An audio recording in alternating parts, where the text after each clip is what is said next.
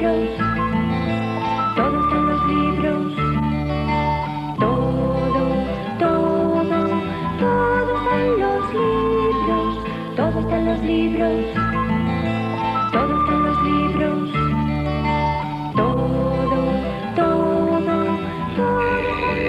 Buenas noches. Se las doy también agradeciéndole la disponibilidad, la presencia y la obra al filósofo Antonio Escootado, que en su último libro nos cuenta lo que le sucedió y lo que fue pensando al hilo de esos sucesos durante 60 semanas pasadas en el trópico. Es Anagrama quien publica este libro. Antonio, todos los trópicos son iguales. ¿Configura el trópico, cualquier trópico, una forma de vivir, una cultura, una filosofía? Te lo pregunto porque en este libro hay dos trópicos muy distantes entre sí. Sí, yo creo que hay un trópico ventilado y un trópico asfixiante. Hay un trópico donde las 12 del día y las 12 de la noche son la misma temperatura, el sudeste asiático en gran medida. Y hay otro trópico con enfriamiento y calentamiento, como el amazónico, por ejemplo, o el que se puede encontrar en Salvador de Bahía. Y entonces, claro, el segundo, para nuestra salud es preferible. Yo creo que el primero está más adaptado a insectos y moluscos y el segundo está más adaptado a vertebrados superiores. Bueno, yo le he puesto a este rato de conversación el título, entre interrogantes, el título de Levi-Strauss, Tristes Trópicos.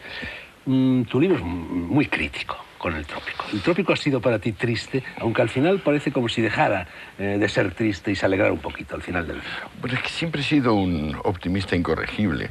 Lo que pasa es que me metí en una serie de líos enormes, el lío personal gigantesco de cambiar de familia a los 60 años, que creo que es el riesgo más serio que he asumido en toda mi existencia, y si reencarnase en todas las reencarnaciones potenciales.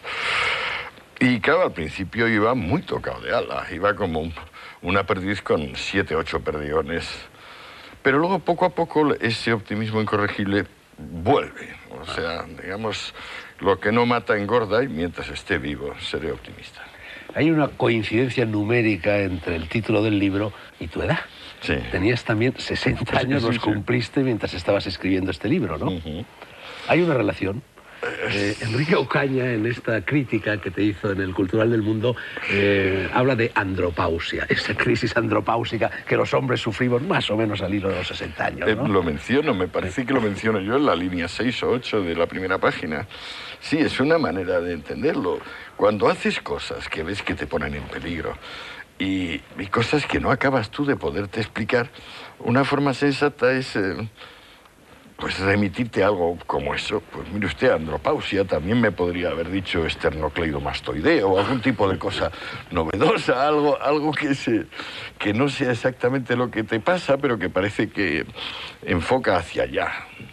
Bueno, en cualquier caso, este libro marca un giro copernicano, no solo en tu vida familiar y todas estas cosas que tú has mencionado, sino en tu propia obra literaria, obra filosófica. Por primera vez en tu vida escribes un libro abiertamente narrativo, un libro inclasificable, porque por una parte es narración de un viaje o de una estadía en cazaderos muy distintos a los habituales en ti, es un diario íntimo, muy personal, es un descargo de conciencia, es una reflexión sobre el caos de las economías dirigidas, intervenidas y el orden de las economías liberales.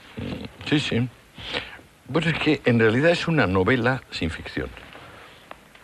En su momento, cuando lo terminé, dije, pero si esto es una novela. Hay novelas con mucho parlamento. Te recordaré, por ejemplo, La montaña mágica de Thomas Mann, ¿no? Que es que los personajes se sueltan de repente 12 páginas de parrafadas. Pero ¿se puede escribir una novela sin personajes? A mi juicio, ¿por qué no? Y sin embargo, a todas las personas a las que consulté, agentes literarios, editores, dijeron, una novela sin ficción no existe. Curioso. El libro, ya lo hemos dicho, arranca con una especie de fuga. La crisis en tu vida familiar, el cambio de rumbo existencial y 13 horas de avión por delante metido en el vientre de un aparato que despega en París y que te depositará en Bangkok. Y a partir de ahí empiezas a contarnos no solo Tailandia, también Birmania, también Vietnam, también Singapur. Sin embargo, entre estos países que yo acabo de citar, bueno, y luego aparecerá Brasil y aparecerá Argentina.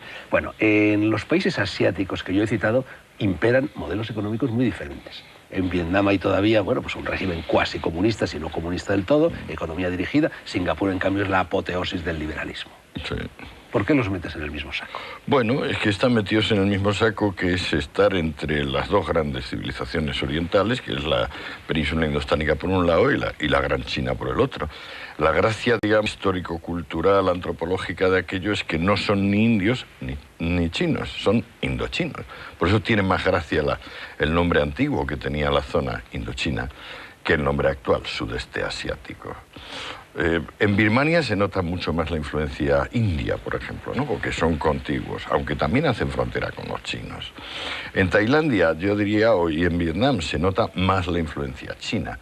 Pero es ese caldo de las dos culturas el que lo informa. Por eso, por ejemplo, en Tailandia y en todos esos países reina el budismo Theravada, que no es más que una herejía del hinduismo antiguo, y también alguna influencia de la religión oriental. O sea, habrás visto, tú te acordarás, tú has viajado mucho por estos sitios, hay dos tipos de altares en cada casa. Uno son los altares budistas y otros son los altares a los espíritus.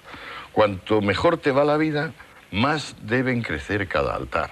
Y si no los haces mayores, la gente del pueblo, de la ciudad, tus vecinos se van a enfadar mucho, no un poco, mucho, porque no le estás dando al Dios o al rector espiritual lo que él se merece. En cambio, si la vida te merma y te menguas, pues no los puedes dejar del mismo tamaño, no pasa nada. Ya que hablas de altares y de templos, pese al escepticismo tropical que impera en el libro, al final vienes a decir, reconoces que sería conveniente para muchos jóvenes españoles, occidentales, de nuestro entorno, pasar una temporadita en un templo budista. Uy, sí. La verdad es que me fue gustando cada vez más fue la dimensión de eternidad de esos parajes. Me parece que hay unas partes que le dedico al Carabao, al búfalo de agua, que es como un prototipo de la serenidad impasible. Y al mismo tiempo de la benevolencia hacia los humanos, porque yo me he hartado de ver carabaos con niños subidos encima, como mi niña Rebeca de 4 años subida a un animal que pesa 1000 kilos, pero no pasa nada, ese animal no hace daño a nadie. También llevan pajaritos encima, que picotean los llevan parásitos, cogido ¿no? una anilla de la nariz, o sea, pero sin hacerles un roce. Y bueno, acabé convenciéndome de que, claro, el monasterio, el Wat budista, es incomparablemente mejor que nuestros antiguos cuarteles. O sea, nosotros perdíamos el tiempo, el humor, y nos daba úlcera justificada estar allí entre aquellas voces de mando y aquellas arbitrariedades criminales de la jerarquía militar. Y en el monasterio, en el Wat, claro, nuestros chicos que ahora andan, pues eso, con mobilmanía, bulimia, anorexia, drogomanía o lo contrario, con todos esos temas, 3 mesecitos cada año de monasterio, me parece que sería excelente. Hombre, yo haría unas modificaciones, Fernando. O sea, por ejemplo, ¿cuáles? Suspendería el voto de castidad. Ellos tienen voto de castidad, obediencia y pobreza. Yo durante esos meses les suspendería el voto de castidad y permitiría monasterios mixtos, wats mixtos. Bueno, en realidad da lo mismo, porque el voto de castidad, aunque se formule, nunca lo respeta nadie o casi nadie, ¿no? Ni en el cristianismo, ni en el budismo, ni en ninguna parte, ¿no? Nosotros nos íbamos y cuando faltaba una semana o 3 días para irnos, unos monjecitos se afeitaron, se pusieron cejas postizas porque están obligados a afeitarse, y se pusieron peluca y se fueron a un karaoke. Los pillaron. Bueno, señal de que lo que yo estaba diciendo, que no respetan el voto de castidad, suponiendo que ocurriera algo en aquel karaoke. No, pero debe ser que no lo hacen con frecuencia, porque la pena que les iban a aplicar era muy severa, entre 2 y 5 años de cárcel. 2 o 5 años de cárcel. Bueno, tú hablas también en el libro, y eso lo criticas ásperamente, del salvajismo, del código penal vigente en general en los países orientales. Es que no tienen derecho, ellos no separan la moralidad y el derecho. O sea, esa esfera, digamos, muy limitada que crearon los jurisconsultos romanos y que nosotros recuperamos ya después de la Revolución Liberal a finales del 18, ellos no lo conocen. O sea, para ellos, digamos, el derecho son los decretos que haga un abad o un jefe de Estado, un general. No hay derecho allí, hay moral y también hay autoridad. Pero derecho, en el sentido romano liberal, no lo hay. El libro nace de una experiencia muy concreta. Tú eres profesor en la UNED, profesor de Filosofía de la Ciencia, ¿no? Sí. Y te dan un año sabático. y tú decides utilizar ese año sabático para marcharte precisamente a Tailandia. ¿Por qué Tailandia? Quiero irme a Vietnam, pero con la burocracia comunista es imposible. De modo que aunque hago gestiones frenéticas, me voy a París a ver al embajador, obtengo todo tipo de promesas, luego todo se queda en el telón de bambú. Y a la última hora, cuando ya me queda una semana de que me vence el plazo para que mi universidad me conceda el sabático, me meto en internet, lanzo un mensaje y me responden 2 universidades tailandesas. Naturalmente meto mi currículum. Ahora es mucho más cómodo, porque ahora con el buscador Google simplemente coges y dicen búsquenme en Google y ya está. ¿Tú eres un hombre a un ordenador pegado? Porque en el libro tiene muchísima presencia el ordenador, sí, ¿no? Claro, bueno, es que es tu cordón umbilical. Allí no hay periódicos, salvo el Bangkok Post. Allí la tele, pues, hasta que no te conectas a la red de canales internacional, no entiendes nada, porque todos son... Hay muchos canales tailandeses, pero no entiendes un carajo. Y, pues claro, el ordenador era para mí el compacto de la británica, es decir, una tremenda cantidad de conocimiento potencialmente pesquisable, y por otra parte Internet, y por otra parte mi útil de trabajo, porque yo para entonces estaba escribiendo artículos en Diario 16, un periódico que desapareció. Yo creo que desapareció en parte por lo bien que me pagaban los artículos. Lo hundiste. Bueno, al final del libro confiesas cierto arrepentimiento por no haber aprendido una lengua que te permitiera entender la tele, por ejemplo, y también con tus semejantes por allí, ¿no? Me tranquiliza, sin embargo, eso, el poco interés que ponen los tailandeses, por ejemplo, en aprender la lengua castellana, de la cual tenemos unos tesoros indudables en términos originales. Yo pensé estudiar tailandés y le pregunté allí en la Universidad de Bangkok a un filólogo y a un antropólogo que conocí. Le dije, ¿qué obras maestras tiene esta lengua escritas? Y dijeron, bueno, obras maestras no sabemos. Nosotros tenemos una traducción de finales del siglo XIX del Ramayana. Digo, no, ya, pero eso lo escribieron mucho antes otros señores de otro sitio. Dice, bueno, aparte de eso que está expurgado en las partes sexuales, porque es que nos da un poco de vergüenza. Pues la verdad es que no tenemos más. Tenemos luego los estatutos, las ordenanzas administrativas, etcétera, etcétera. En esas condiciones, Fernando, ¿tú te podrías aprender una lengua? Bueno, yo soy fatal para las lenguas en cualquier condición. Es el motivo académico que aduces para justificar ese año sabático es la redacción de un trabajo sobre las causas de la pobreza y de la riqueza en Oriente y en Occidente. Gran parte de ese trabajo está ya volcado en las páginas de 60 semanas en el trópico, ¿no? Sí. Sí, lo que pasa es que ahora preparo, digamos, el tocho gordo, ese libro... La crítica de la razón roja. No, la crítica de la conciencia roja. La conciencia roja. Sí, la conciencia roja. Sí, ese libro tenía un apéndice más técnico sobre pobreza y riqueza, se lo he quitado y me lo llevo al nuevo libro. Pero sí, esta es la base de mi investigación. Me he dado cuenta, si parece mentira que no me haya dado cuenta yo antes, e incluso que todavía siga esto poniéndose en duda, que un país no es rico porque tenga diamantes o petróleo. Un país es rico porque tiene educación. Educación significa que aunque puedas robar, no robas. Educación significa que tú vas pasando por la calle, la acera es estrecha, y tú te bajas y dices, disculpe. Educación es que, aunque vas a pagar la factura de una tienda o de un restaurante, dices gracias cuando te la traen. Das propina y cuando te devuelven, lo último que te devuelvan, vuelves a decir gracias. Cuando un pueblo tiene eso, cuando un pueblo tiene educación, un pueblo es rico. O sea, en definitiva, la riqueza es conocimiento. Y sobre todo un conocimiento que le permite el respeto ilimitado por los demás. Si tú te metes en gran parte del mundo en un vagón de metro, en un autobús apretado, es muy raro que cada uno de los que te vaya apretando vaya diciendo, como sucedería en Suiza, hoy en día en España, perdone, disculpe, perdone. Donde no se produce eso, el pueblo es pobre. Bueno, hemos dicho que hay 2 libros en uno. Uno es la parte de diario íntimo, la otra es la parte, en fin, de especulación filosófica, filosofía moral. Porque tú has dicho que este es un libro fundamentalmente de filosofía moral, ¿no? ¿Por qué? Claro, ¿Qué sentido? Bueno, es una revisión de Hume. Pues yo había dejado a Hume fuera, como yo venía de filosofía pura y dura, o sea, Aristóteles. Tú venías de Aristóteles Hegel. Claro. Y lo redescubres a Hume y Adam Smith. Exacto, Hume y Adam Los dos Smith. mentores de la filosofía moral dominante en el libro. Moral Philosophy se llamaba la cátedra a la que aspiró vanamente Hume y que luego le dieron a Smith.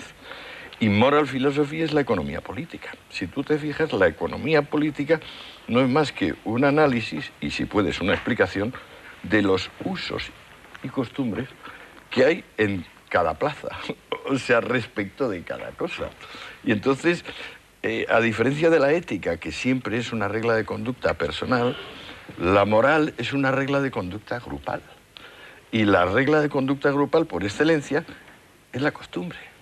Entonces, estos son filósofos de la costumbre, son analizadores de la costumbre. Hume es un filósofo olvidado por los lectores, quizá no por los profesores de filosofía en la universidad, pero sí por los lectores. Sería conveniente ahora, vamos a eliminar al escotado novelista y vamos a hablar con el escotado profesor de la UNED. Sería conveniente, si eres capaz de ello, que resumieras un poco la filosofía de Hume para que la gente que seguramente no la tiene en la punta de los dedos la recordara. Fenomenal. Cuánto te agradezco esta oportunidad. Hume, por una parte, es estoico, es decir, alaba la firmeza del carácter, la entereza. Pero al mismo tiempo se da cuenta de que con el mero estoicismo, con la mera entereza, no se llega demasiado lejos, más que en el sentido de extralimitarte en tu orgullo, porque en el fondo lo que estás creyendo es que puedes lidiar favorablemente con el dolor. Y entonces, su propia evolución espiritual le lleva un paso más allá de la entereza del estoico, que es la elegancia del epicúreo.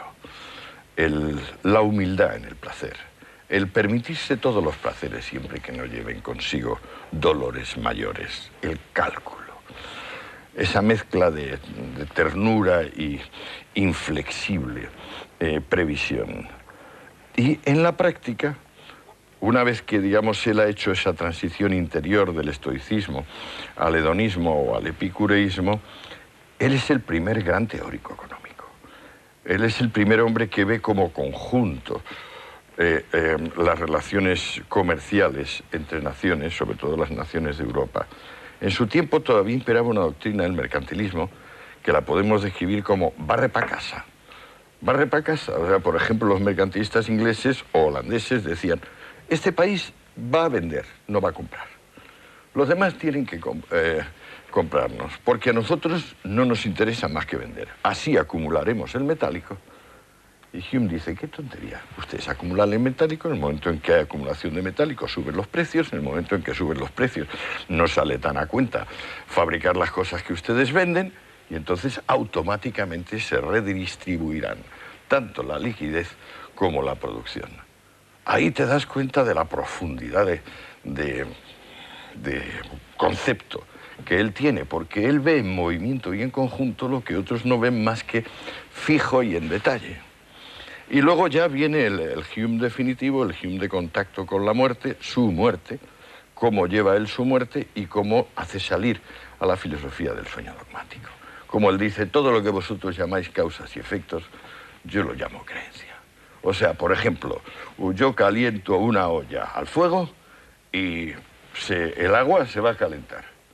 Pero esto es una creencia. Yo participo de la creencia, dice Hume. Estoy prácticamente seguro de que si pongo a calentar un agua al fuego se calienta. Pero eso no quiere decir que tenga una explicación para el caso de que no se caliente. Kant dice entonces, este hombre me ha sacado del sueño dogmático. Y le cita al comienzo de la crítica de la razón pura. Cuando yo estudié filosofía en el colegio, no en la universidad, a Hume siempre me lo presentaban con la etiqueta de escéptico. Es por eso que acabas de decir, por plantearse cualquier creencia críticamente. Por criticar el principio causal, por decir que la relación entre causa y efecto no es necesaria, sino que es un asunto de fe, de creencia. Muy valeroso, hay que ser muy valeroso. Vamos a seguir hablando de esto, pero antes vamos a hacer un pequeño bucle volviendo a la parte de diario íntimo de 60 semanas en el trópico. En la parte teórica, en la parte filosófica, tú pisas fuerte. Hay en ti incluso cierta arrogancia occidental. En cambio, en la otra parte no pisas fuerte, todo lo contrario. Tienes sentimiento de culpabilidad, eres implacable contigo mismo y vienes a acusarte de ser un hijo único, caprichoso y despectivo. Sí, sí. Ahí hay un doble criterio en el libro, ¿no? Sí, bueno, tú que conoces también sustancias visionarias, no sé si alguna vez habrás tomado ayahuasca, al menos ayahuasca tan potente y tan seguida como a mí me toca tomar ahí, o sea que son 4 Cuentas días. un viaje con ayahuasca en Brasil, 4 viajes seguidos, sí. al término del libro. O sea, ¿no? alterno. Viajes anteriores a tu viaje Sí. a Tailandia, ¿no?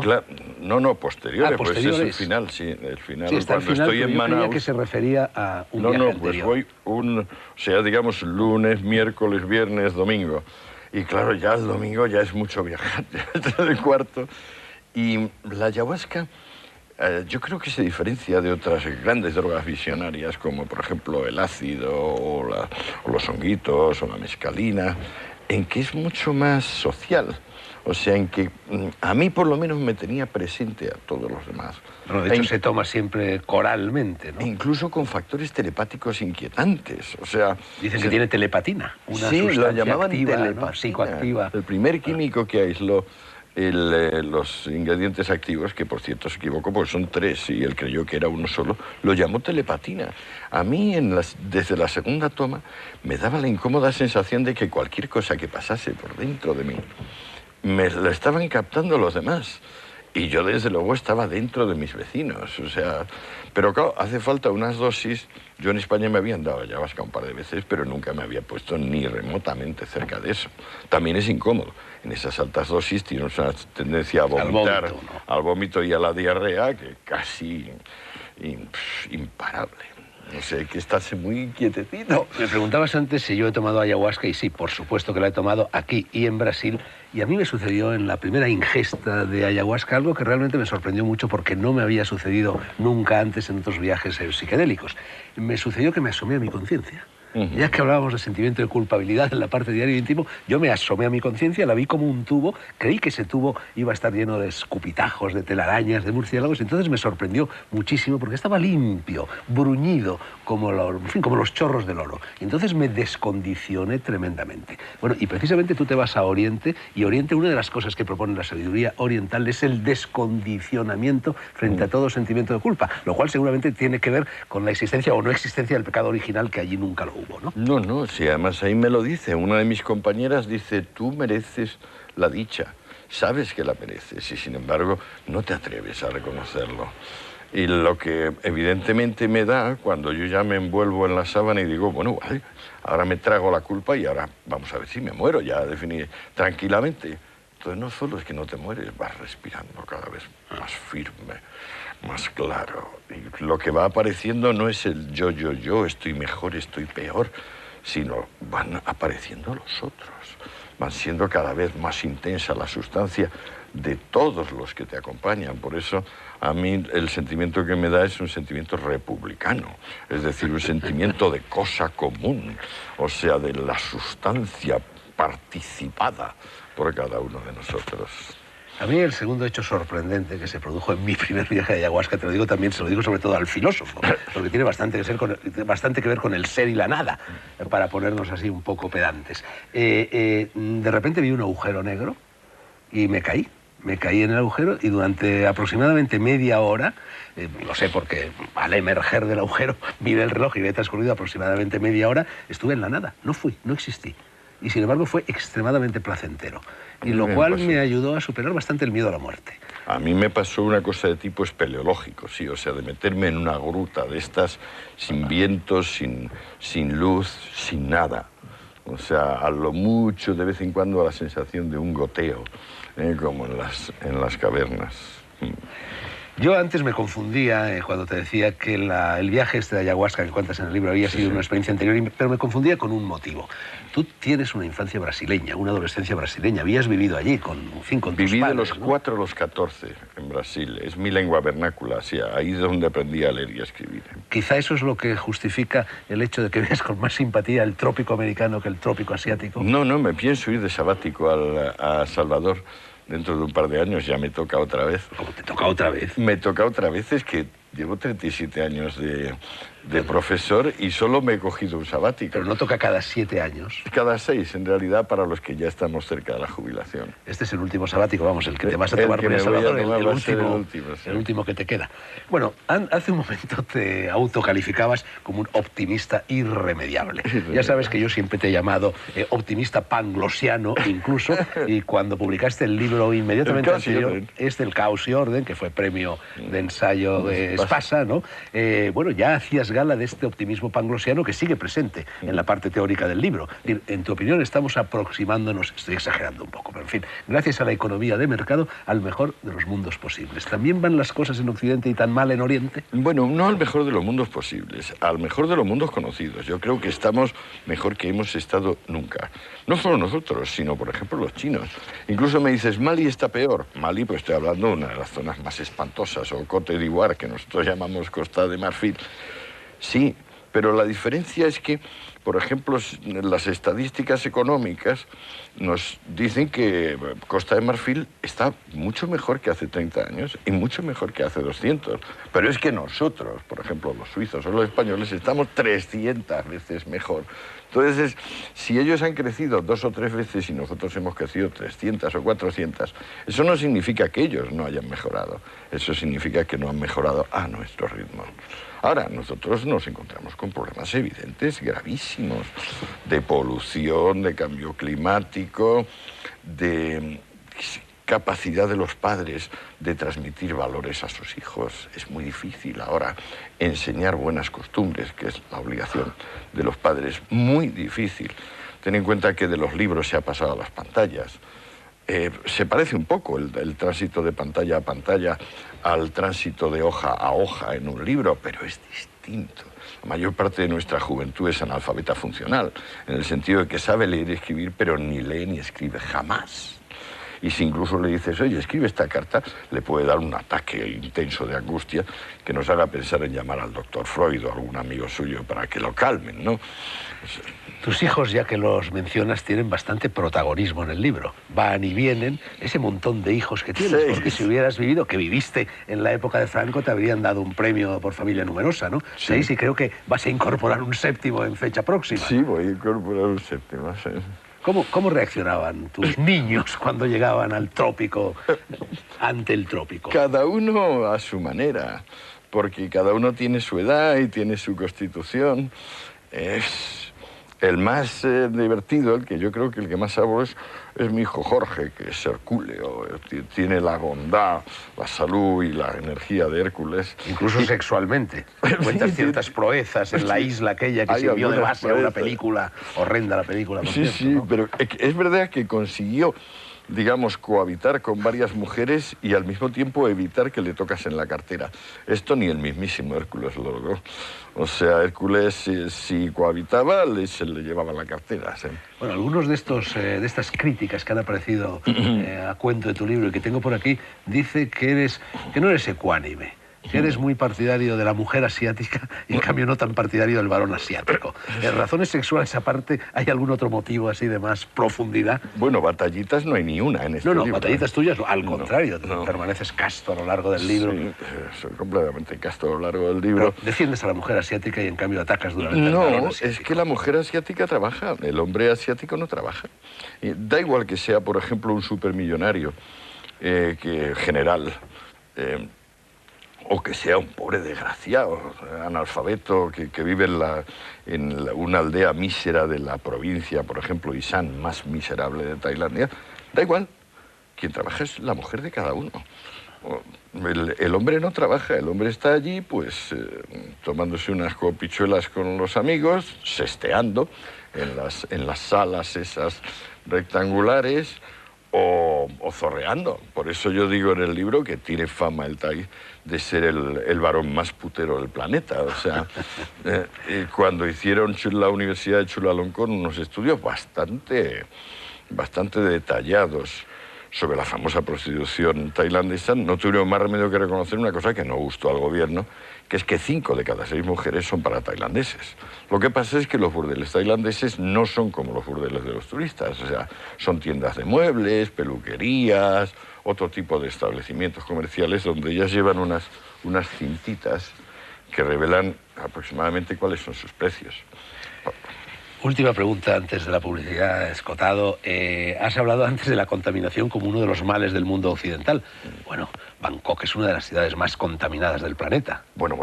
Y Yangon, la antigua Rangoon, como están tan disparatados el gobierno, el generalato ese que llama orgulloso aislamiento o nirvana socialista desde 1962, no se habían dado cuenta que tenían un arancel feroz sobre los filtros para carburantes en camiones, motos y coches. Entonces Yangon, que tiene un parque automovilístico inferior, vamos, sin duda, a Miranda de Ebro, bastante inferior a Miranda de Ebro, tiene unos niveles de polución como si estuvieras en el centro de Tokio. O sea, prácticamente todo el mundo va con máscaras.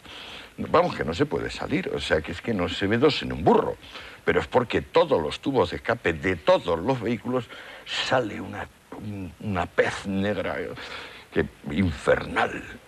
Ahora se acaban de dar cuenta los generales birmanos que llevan ahí con 30 años con ese arancel que le está impidiendo refinar la gasolina. Aparte que también tienen una planta de refinado que no funciona igualmente y que saca gasolina lamentablemente corrupta. Aquí están los anuncios.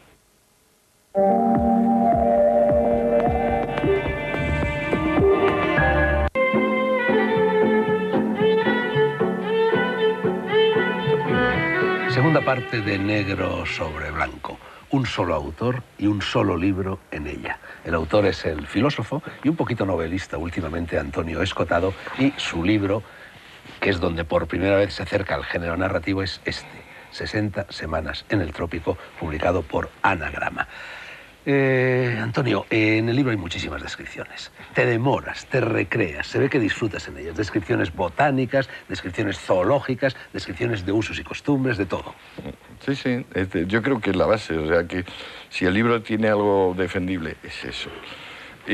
Pero esto, a su vez, viene de otra cosa. Viene de mi convencimiento, de ahí creo que me sale ese irreprimible optimismo, de mi convencimiento de que lo real siempre supera a lo imaginario. O sea, lo concreto, lo observado, es siempre muchísimo más rico que lo previsto, que lo, digamos, anticipado. Entonces basta quedarse, lo mismo me da en una salamandra, que en el árbol de la goma, que en ver trabajar a una TAI, porque antes hablábamos de que solo trabajan las TAI. Por supuesto, si la chica no es guapa y espabilada, en cuyo caso la meten de ramera, la chica se irá a trabajar de pocera, de albañil, de cuidadora, y tú las ves por ejemplo, con un poco de coquetería, poniéndose, por ejemplo, un sombrero, de poceras o de albañiles en la calle. Si eso, en vez de hacerte un juicio moral, intentas meramente observarlo y describirlo, allí está, yo creo, una fuente de riqueza en la observación, por un lado, y también una fuente de apaciguamiento interior para el que observa. A mí me da por el saco bastante que en filosofía se haya confundido la ciencia con la predicción. La ciencia es, ante todo, observación. En esas descripciones de usos y costumbres, de botánica, de fauna, etcétera, hay algo que parece que no te gustaba demasiado, y es la alimentación.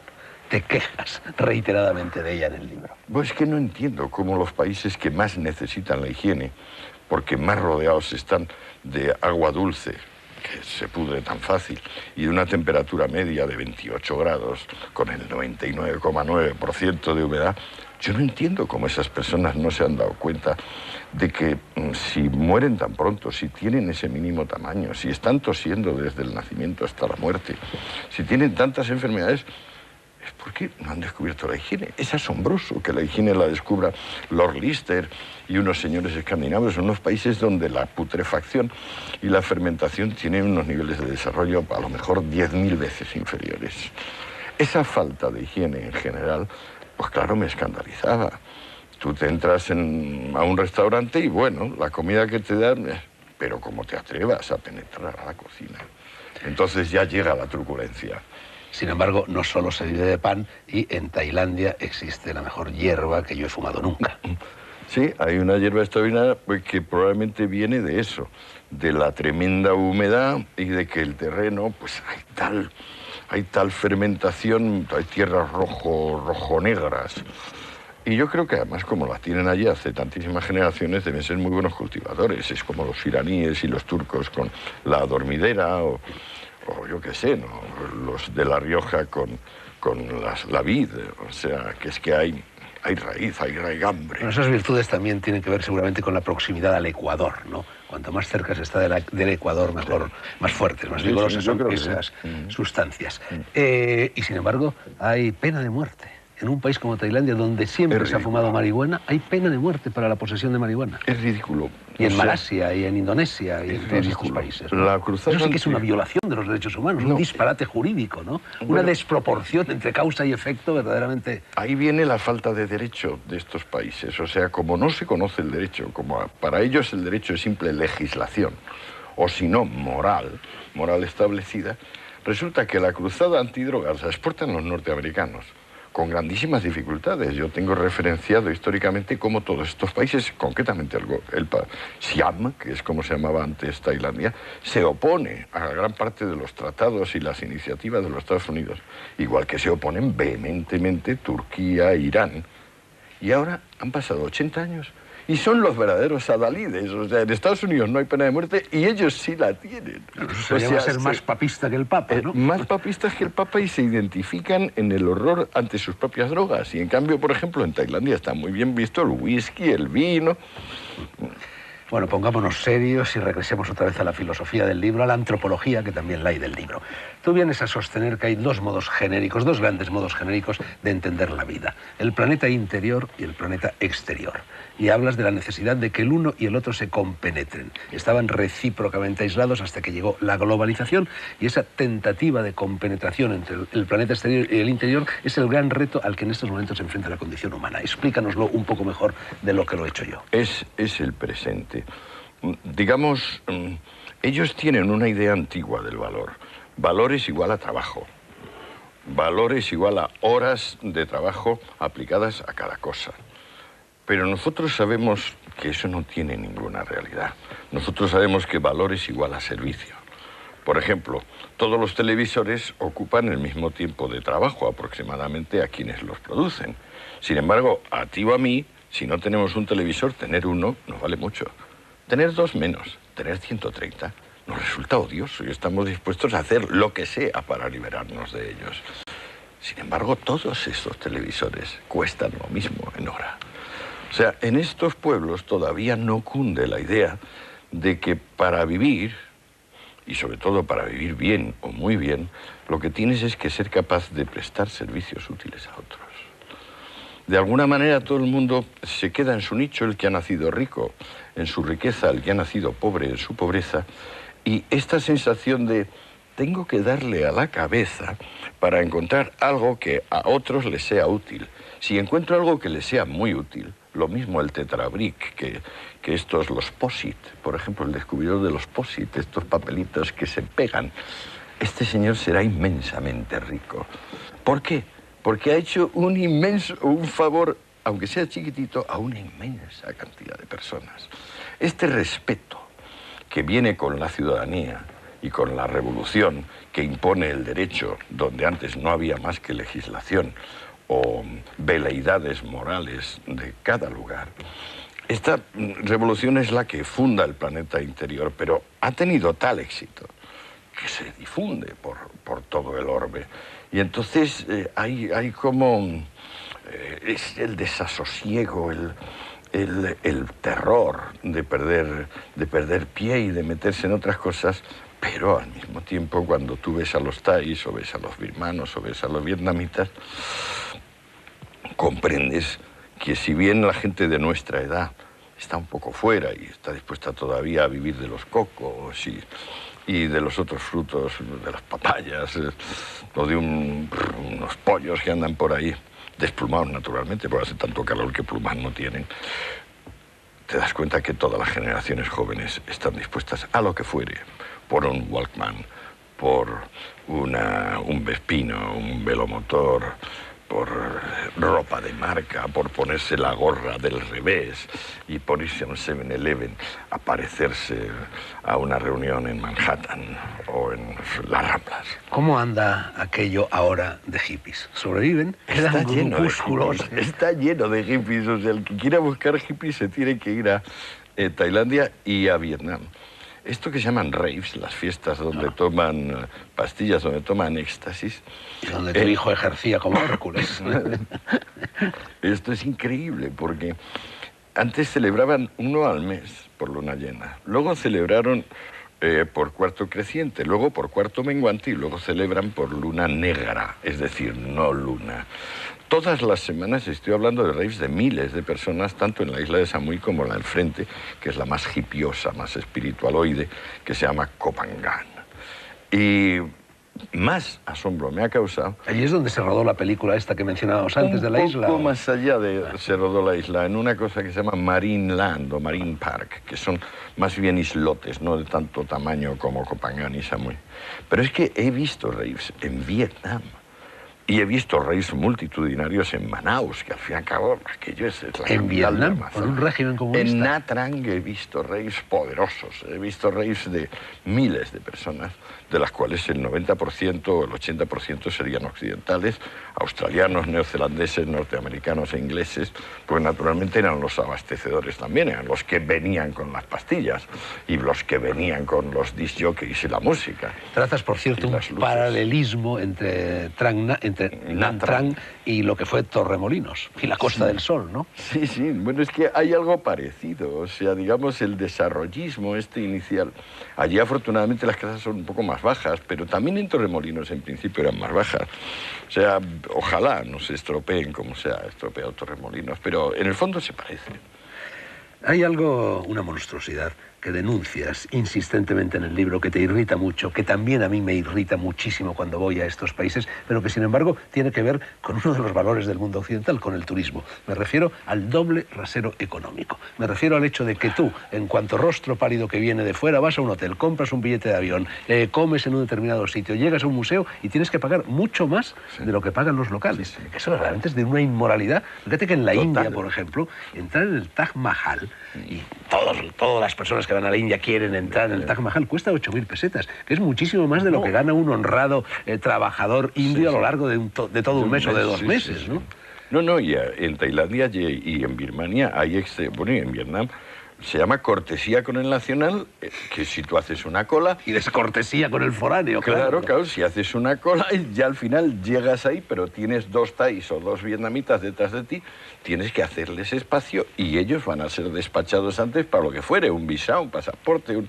permiso de esto o de lo otro, pagar el teléfono. Y tú dices, bueno, sobre todo, esto es tanto más inaudito cuanto que ellos están enviando millones de personas a Europa, a Estados Unidos, a Australia, a Canadá, millones de personas que necesitan solidaridad, todo lo contrario de discriminación.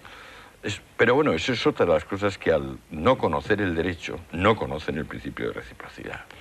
No lo entienden. O sea, por ejemplo, está muy mal visto hacer preguntas, porque a lo mejor el preguntado no sabe contestar, entonces queda en mala posición.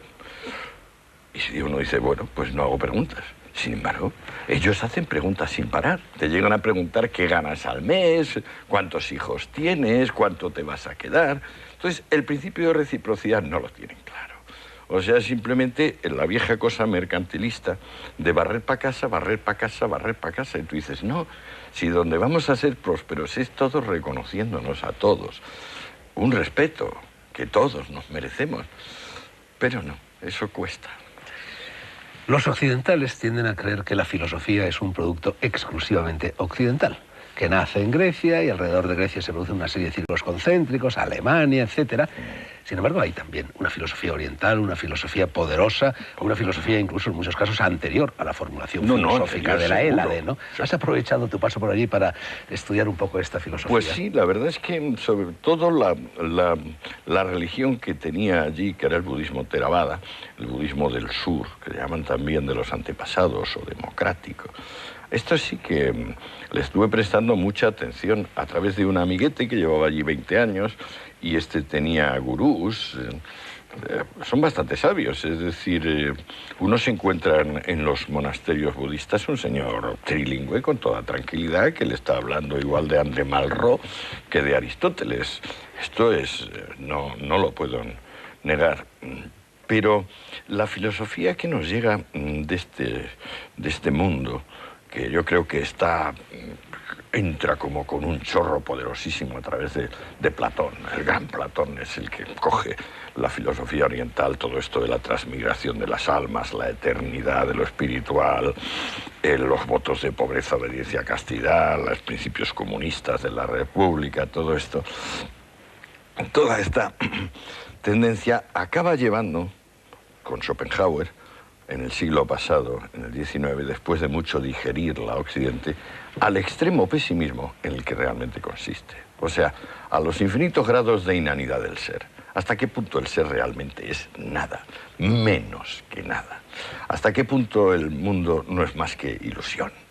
Velo de malla. ¿Hasta qué punto la felicidad no se puede conseguir más que renunciando al deseo? ¿Hasta qué punto lo mejor que podemos hacer todos es declararnos mortificados y mortificantes? ¿Hasta qué punto, digamos, la ganancia, la lujuria, el éxito, la tranquilidad son signo de falta de virtud moral?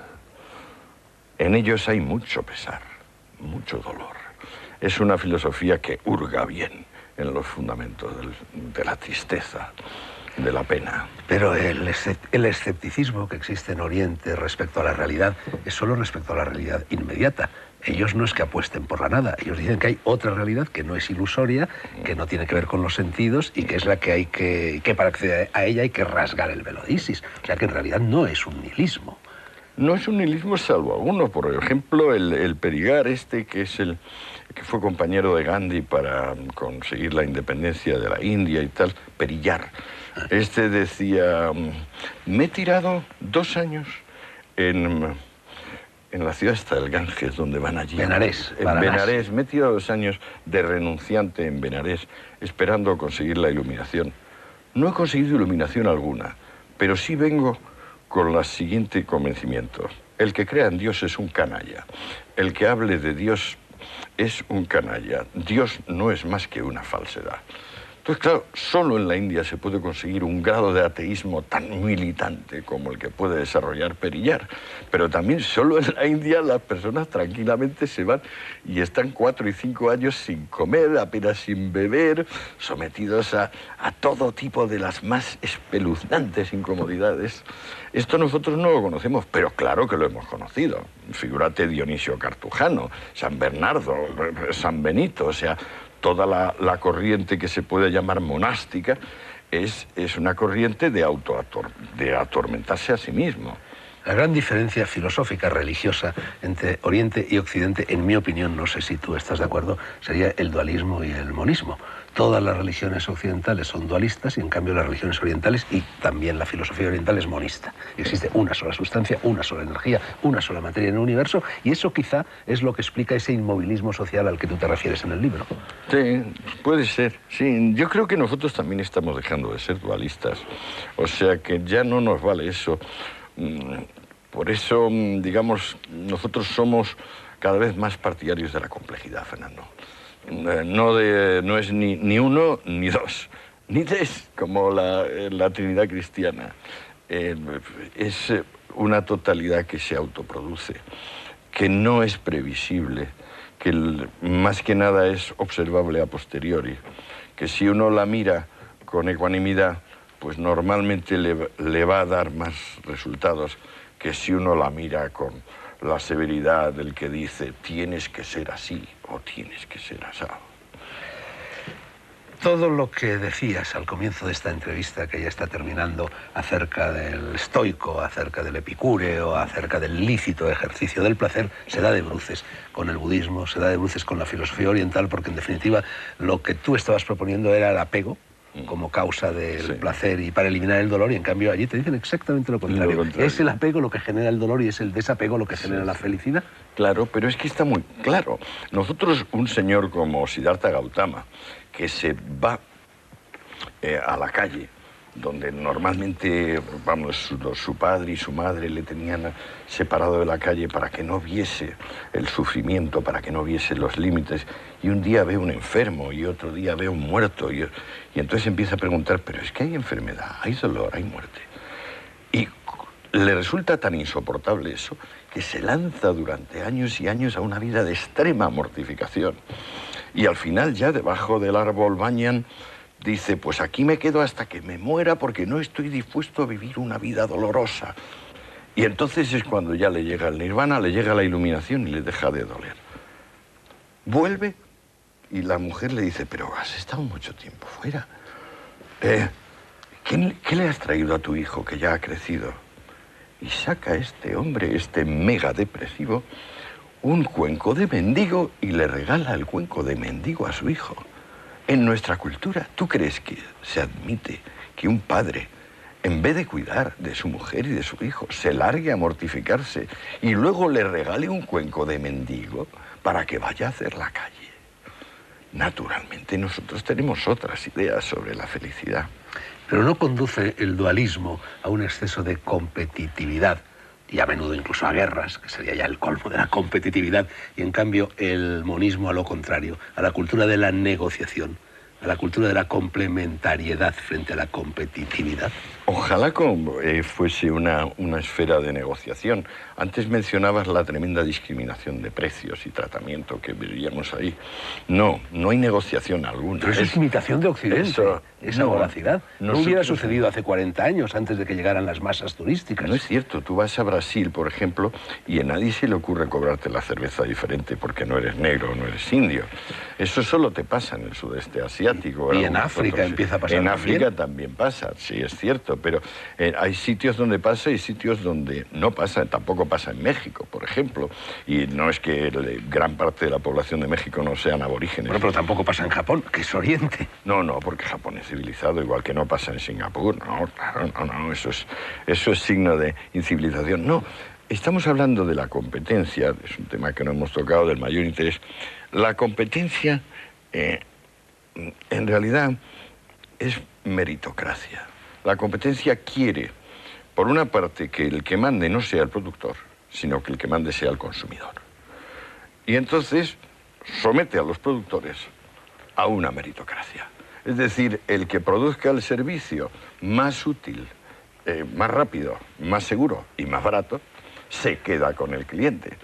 Ellos, como no tienen ese afán de autoemulación, es decir, ese gusto por la perfección, el primer problema que se encuentran es que los productos que sacan adelante son unos productos muy defectuosos. Yo menciono, por ejemplo, las neveras Nacional, que ellos tienen un monopolio como tuvieron la SEAT en España de los coches, y ellos ya saben, hace 20 años, que la puerta de la nevera grande y de la mediana, la puerta del congelador, que es de plástico, la bisagra de arriba, se rompe a la tercera vez que se abre.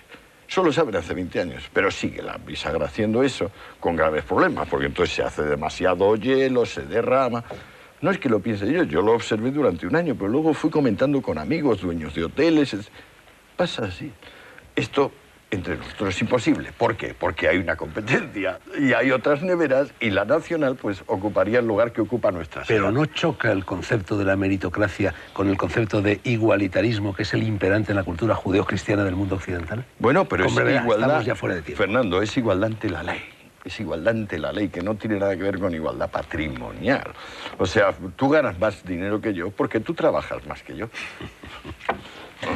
¿Cuándo llega la crítica de la conciencia roja? Sí, entonces... Que será también una crítica de lo que llamas la santa pobreza. El otro día leía un artículo tuyo en El Mundo. La secta de la santa pobreza. Sí. ¿Está al caer?